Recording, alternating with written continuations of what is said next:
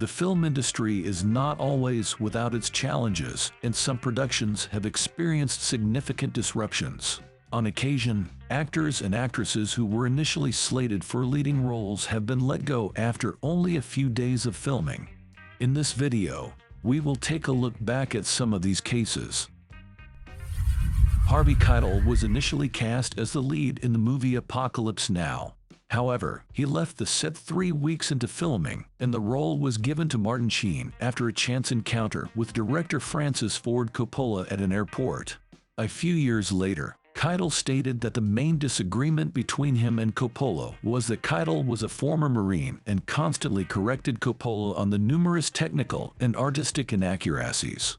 Coppola, on the other hand, said that it was difficult for him to work with Keitel, who failed to immerse himself in the role and was more of a passive spectator. Julianne Moore, Can You Ever Forgive Me?, has caused quite a stir.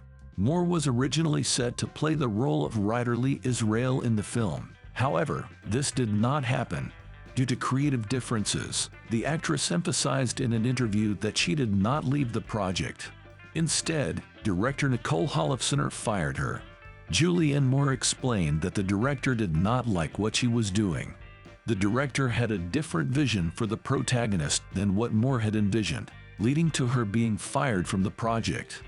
The role was eventually given to Melissa McCarthy, who received an Academy Award nomination for her performance. When Jean-Claude Van Damme was 27, he agreed to play the role of the Predator in the eponymous 1987 film, which also starred Arnold Schwarzenegger. However, 2 days into filming, Jean-Claude Van Damme left the project as he was unhappy with his role as a silent alien who was forced to wear a suit and mask throughout the entire movie. This did not upset the producers much, as it turned out that Van Damme's depiction of the Predator was much shorter and thinner than Schwarzenegger's, and he was not as intimidating as desired.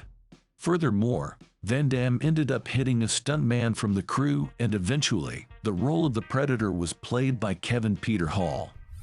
Kevin Spacey's acquittal of all sexual assault charges may have cleared his name, but he still faced many challenges.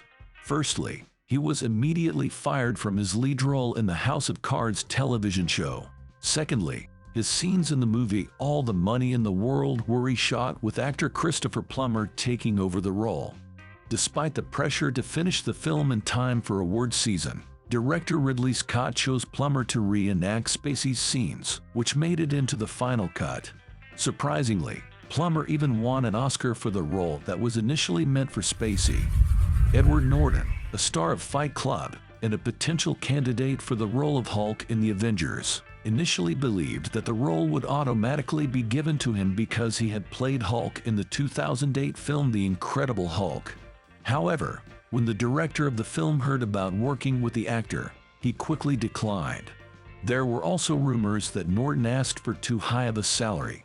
Marvel quickly dismissed these rumors, saying that they needed an actor who shares the same spirit and creative approach as the rest of the cast.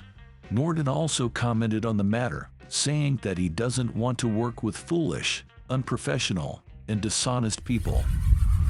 Natalie Portman in Romeo plus Juliet.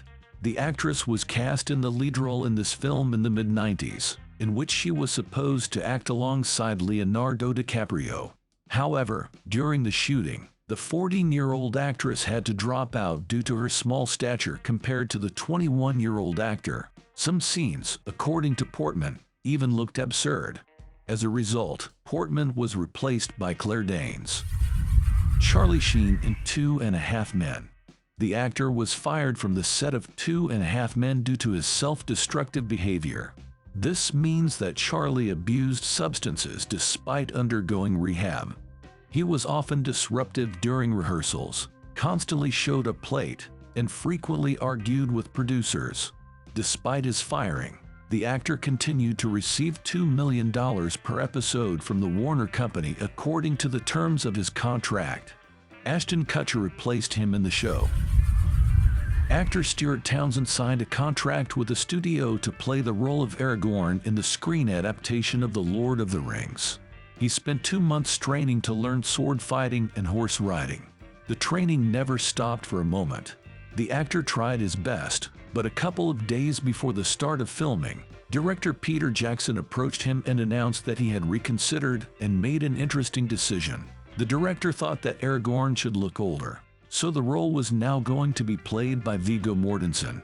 Stuart was politely asked to leave just a day before filming began. You know the outcome. Viggo Mortensen went on to portray the role and gained incredible popularity, while Stuart was not paid a single dollar, even though Mortensen later said that Jackson was careless with the film's budget. An unexpected and simultaneously embarrassing situation occurred during the filming of Peter Jackson's Lovely Bones. Ryan Gosling's sudden departure from the project sparked numerous rumors and speculation. Many said there was a creative conflict between him and Peter Jackson, based on different visions for the project, while others claimed that Gosling was suffering from a star disease. Ryan was originally set to play the father of the main character in the film.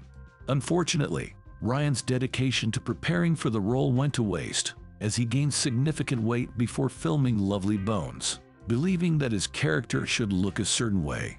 However, Peter Jackson had a different vision for the character and wanted him to be much leaner. The director was displeased that the actor gained 60 pounds. When Gosling arrived on set, he discovered that he had misunderstood everything. In the end, the role went to Mark Wahlberg. Sylvester Stallone. Beverly Hills Cop. This film became one of the most famous films in Eddie Murphy's career, but all of this could have not happened. Initially, the role of the detective was offered to Sylvester Stallone, but the actor personally put a cross on his prospects of playing in the picture after he received the script. He decided to rewrite his role, which he had done before in other films. This did not please the studio, and they decided to refuse Sly's services. It sounds unbelievable that Robert Downey Jr. could be fired from the role in Gravity. Everyone dreams of working with him. However, one of the leading roles in the film was given to the incomparable Robert Downey Jr., who often improvises during filming. Still, after a few days of work, it became clear that the actor was unsuitable for this role.